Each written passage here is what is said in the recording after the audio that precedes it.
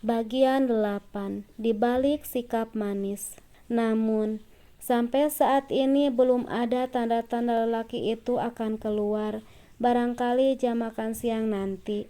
Rasa haus mendera membuatku terpaksa untuk turun.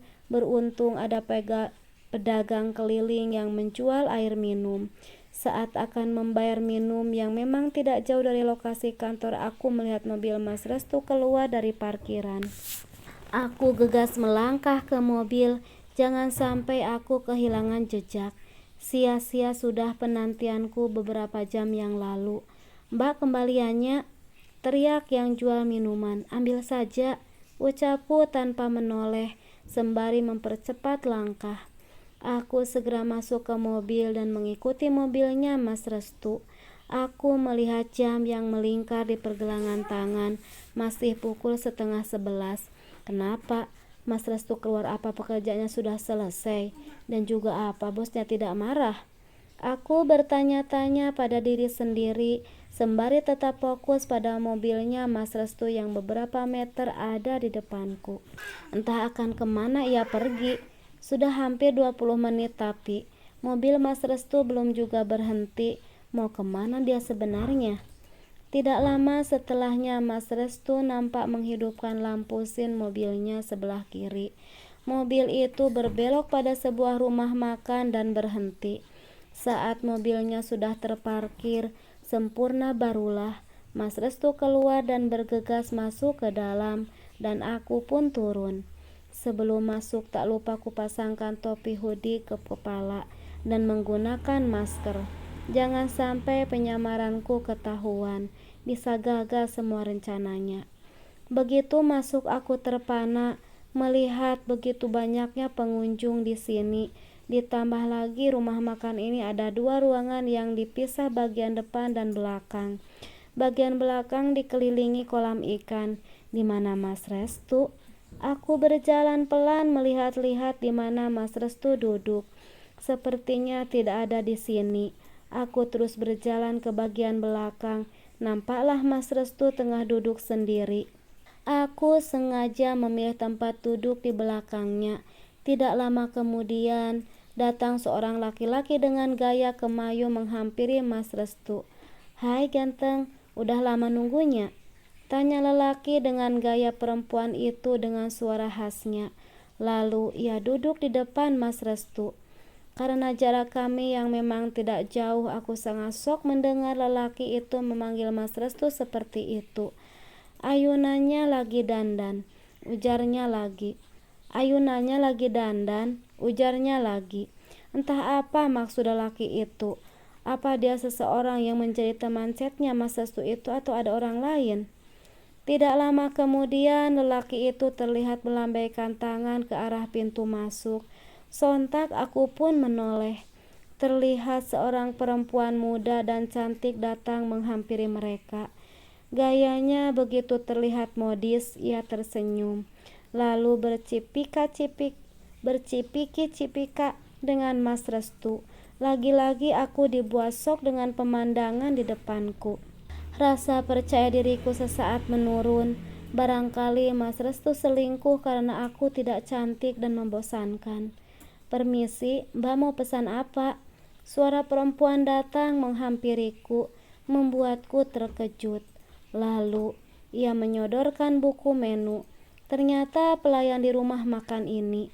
"Saya pesan jus alpukat tanpa gula," jawabku. "Ada lagi Mbak?" tanyanya. "Itu saja." "Baik, Mbak silakan ditunggu," ucapnya ramah. Lalu perempuan itu pun berlalu. Setelah perempuan itu berlalu pergi, aku mengeluarkan ponsel, mengambil beberapa potret dan mereka sebagai bukti. Tidak terlalu jelas, tapi tak mengapa, setidaknya aku jadi tahu seperti apa wajah perempuan itu. Sesekali perempuan itu tertawa lepas, nampaknya ia begitu senang berkencan dengan lelaki telah beristri. Sementara Mas Restu tak kulihat ekspresinya karena posisinya yang membelakangiku. Mereka begitu nampak asik mengobrol, entah membahas tentang apa, karena aku tidak bisa mendengarnya dengan jelas. Mungkin merencanakan pernikahan atau kehidupan ke depannya. Dalam keadaan seperti itu, apa lelaki itu tidak ingat terhadap anak istrinya? Atau justru perempuan di depan sana telah memenuhi pikiran Mas Restu? Sudah 1 jam lebih aku di sini mengawasi mereka dari kejauhan dengan hati yang tak bisa dijelaskan, marah, kecewa tentu saja. Jika tidak menahan diri, ingin rasanya kutunjukkan muka dan mempermalukan mereka. Tidak lama kemudian keduanya berdiri, nampaknya hendak pergi. Sebelum itu, Mas Restu terlihat merapikan rambut perempuan itu. Mereka layaknya 2 sepasang remaja yang baru jatuh cinta. Melihat itu membuatku muak. Apa mereka tidak malu? Dan Mas Restu, apa dia tidak berpikir jika sampai ada yang mengenalinya sedang berkencan dengan perempuan lain? Keduanya pun beranjak pergi sembari bergandengan tangan. Saking asik, Mas Restu tak menyadari telah melewatiku. Karenanya juga aku sengaja menunduk. Mereka pun menuju kasir untuk membayar dan berjalan menuju parkiran. Setelah mereka masuk ke mobil, aku pun buru-buru masuk ke dalam mobil. Beruntung, mobil yang kukendarai sewaan, jadi Mas Restu tidak mengenalinya. Perlahan mobil yang mereka tumpangi mulai bergerak. Entah akan kemana mereka kali ini. Aku pun kembali mengikuti. Setelah mengikuti beberapa menit, ternyata mobilnya Mas Restu masuk ke sebuah hunian apartemen lumayan mewah. Aku masih melihat dari jauh. Perempuan itu turun sembari melambaikan tangan ke arah mobilnya Mas Restu. Tidak lama kemudian, mobil Mas Restu pergi meninggalkan hunian tersebut. Aku berhenti di sini tidak lagi mengikuti karena aku yakin Mas Restu kembali ke kantor. Aku pun kembali melajukan kendaraan menuju tempat rental mobil untuk mengembalikan mobil dan mengambil punyaku. Selamat siang, Bu. Sapa Della begitu aku sampai ke restoran. Iya, siang. Balasku sembari melempar senyum. Gimana hari ini? Alhamdulillah, Bu, rame seperti biasanya, jawabnya.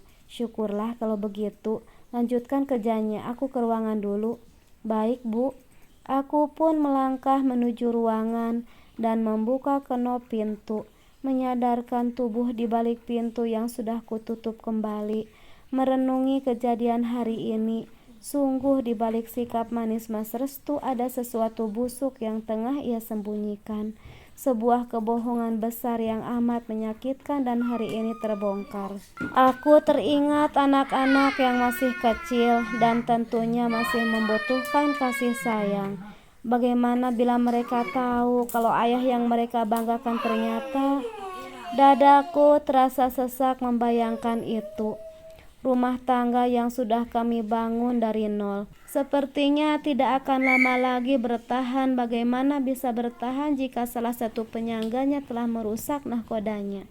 Aku melangkah gontai menuju kursi sembari membuka kembali beberapa potret dan rekaman Mas Restu dengan selingkuhannya yang tadi kuambil.